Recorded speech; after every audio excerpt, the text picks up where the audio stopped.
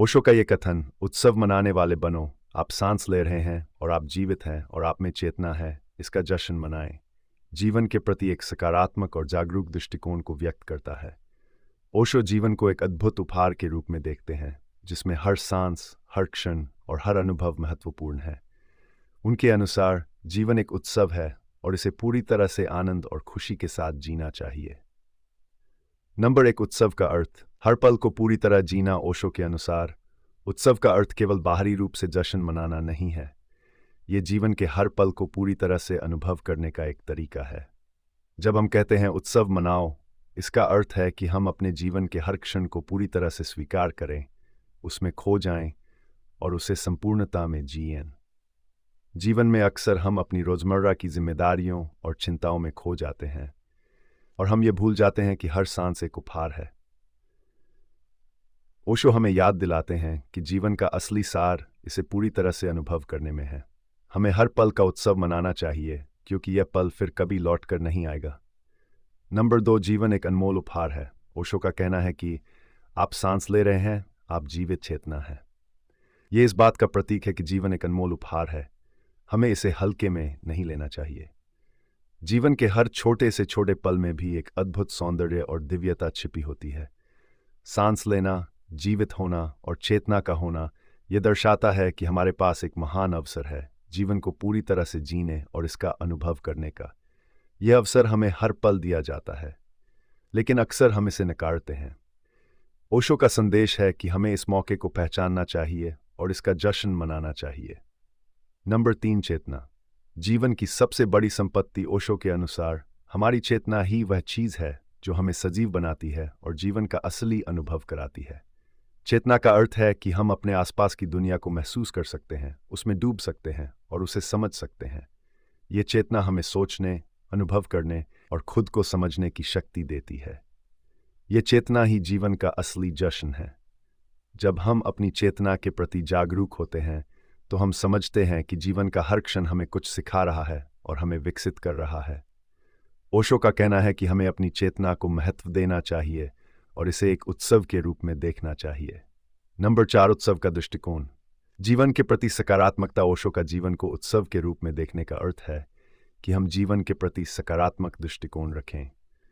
जीवन में मुश्किलें, समस्याएं और चुनौतियां हमेशा आती रहेंगी, लेकिन इनसे घबराने की बजाय हमें उनके साथ उत्सव की भावना में रहना चाहिए।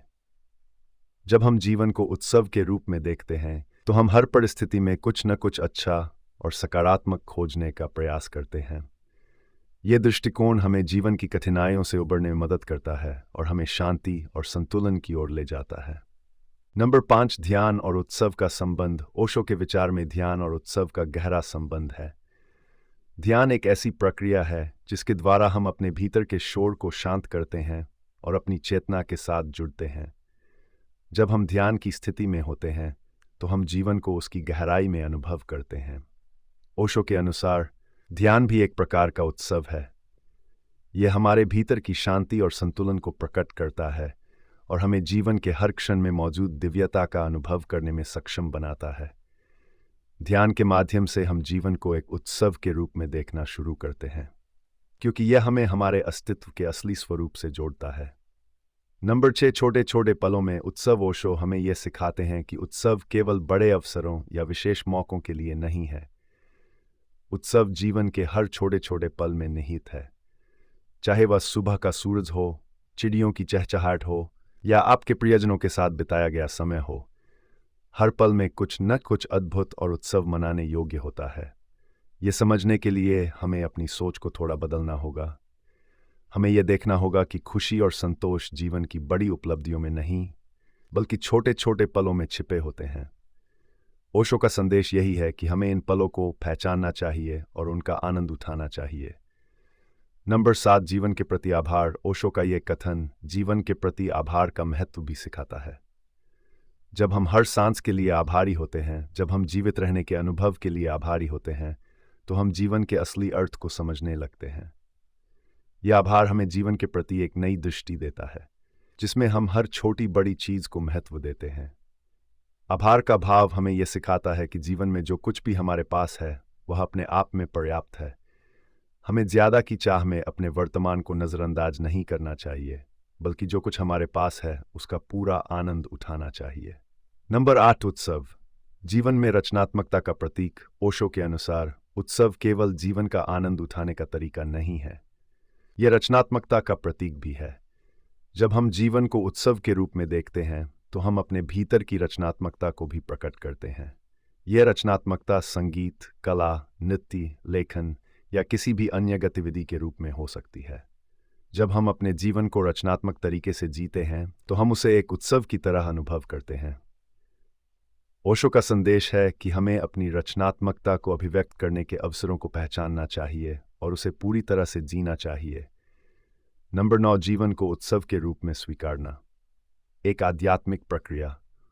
ओशो के इस विचार का सबसे गहरा पहलू यह है कि जीवन को उत्सव के रूप में स्वीकारना एक आध्यात्मिक प्रक्रिया है। यह केवल एक मानसिक दृष्टिकोण नहीं है, बल्कि यह हमारी आत्मा की गहराई से जुड़ा हुआ है। जब हम जीवन को एक उत्सव के रूप में स्वीकारते हैं तो हम उस आध्यात्मिकता के करीब पहुंचते हैं जो हमें हमारे अस्तित्व के मूल सत्य से जोड़ती है। ओशो के अनुसार जीवन का उत्सव मनाना ही असली ध्यान है। यह हमें इस बात का बोध कराता है कि जीवन का हर क्षण एक उपहार है और हमें इसे पूरी तरह से जीना चाहिए। यह जागरूकता हमें शांति, संतुलन और आनंद की ओर ले जाती है। ओशो का यह विचार, उत्सव मनाने वाले बनो, आप सांस ले रहे हैं और आप जीवित हैं और आप में चेतना है, इसका जश्न मनाएं, हमें यह सिखाता है कि जीवन को पूरी तरह से जीना ही वास्तविक उत्सव है। हमें हर क्षण को सम्मानपूर्वक और आनंदपूर्वक अनुभव करना चाहिए। जीवन के प्रति आभार, जागरूकता और सकारात्मक दृष्टिकोण से ही हम शिव की तरह जी सकते हैं। ये उत्सव केवल बाहरी रूप से नहीं बल्कि आंतरिक रूप से होता है। जब हम अपने भीतर की चेतना को पहचानते हैं और उसे अनुभव करते हैं तो हम जीवन के हर पल में आनंद और शांति का अनुभव करने लगते हैं। ओशो का संदेश हमें यह सिखाता है कि जीवन का हर क्षण महत्वपूर्ण है और हमें इसे पूरी तरह से जीने का प्रयास करना चाहिए, क्योंकि यही असली उत्सव है।